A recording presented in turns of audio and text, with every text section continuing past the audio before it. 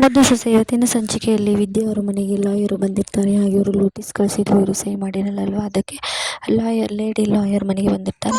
ನೀವು ಯಾಕೆ ಸೈನ್ ಹಾಕಿ ಕಳಿಸಿಲ್ಲ ಅಂತ ಕೇಳ್ತಾರೆ. ಇಲ್ಲ, ನನಗೆ ಈ ಲಾಯರ್ ಇದಕ್ಕೆ ನೋಟಿಸಿಗೆ ನನಗೆ ಡಿವೋರ್ಸ್ ನೋಟಿಸ್ಗೆ ಸಹಿ ಹಾಕೋಕ್ಕೆ ಇಷ್ಟ ಇಲ್ಲ. ಏಕೆಂದರೆ ನನ್ನ ಹೊಟ್ಟೆಯಲ್ಲಿ ಮಗು ಬೆಳೀತಾ ಇದೆ.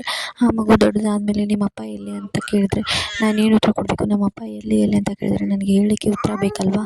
ಮಗು ಮಾಡ್ಕೊಳ್ಳೋ ಗೊತ್ತಾಗುತ್ತೆ. ಮತ್ತು ಈಗ ಡಿವೋರ್ಸ್ ಕೊಡಬೇಕಾದ್ರೆ ನಾನು ಹೇಗೆ ಸೈನ್ ಮಾಡಲಿ? ನನ್ನ ಮಗುಗೆ ಅಪ್ಪ ಬೇಕೇ ಬೇಕು. ನಾನು ಡಿವೋರ್ಸ್ ಲೆಟರ್ಗೆ ಸೈನ್ ಮಾಡಲ್ಲ ಅಂತ ವಿದ್ಯಾ ಖಂಡಿತವಾಗಿ ಹೇಳಿಬಿಡ್ತಾಳೆ. ಇದನ್ನು ನೋಡಿದ ಲಾಯರು, ಹೌದು, 7 ಪಾಯಿಂಟ್ ಕೂಡ ಸರಿಯಾಗಿ ಇದೆ ಅಂತ ಹೇಳಿಬಿಟ್ಟು, ಹೌದು ಕಣಮ್ಮ ಅಂತ ಹೇಳಿಬಿಟ್ಟು ಹೊರಡ್ತಾರೆ.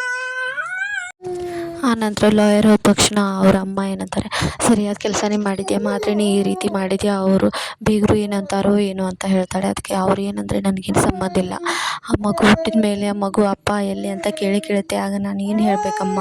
ನೀವು ಶಾಶ್ವತವಾಗಿ ನನ್ನ ಜೊತೆನೇ ಇರ್ತೀರಾ? ಇಲ್ಲ ತಾನೇ?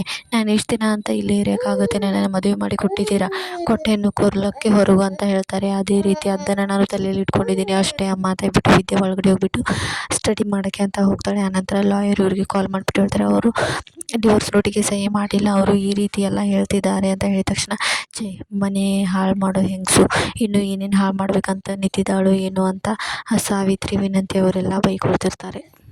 ಇಷ್ಟ ಆಗುತ್ತೆ ಇವತ್ತಿನ ಎಪಿಸೋಡ್ನಲ್ಲಿ. ನೆಕ್ಸ್ಟ್ ಎಪಿಸೋಡ್ಗೆ ಸಬ್ಸ್ಕ್ರೈಬ್ ಮಾಡಿ. Stay tune. ಬಾಯ್.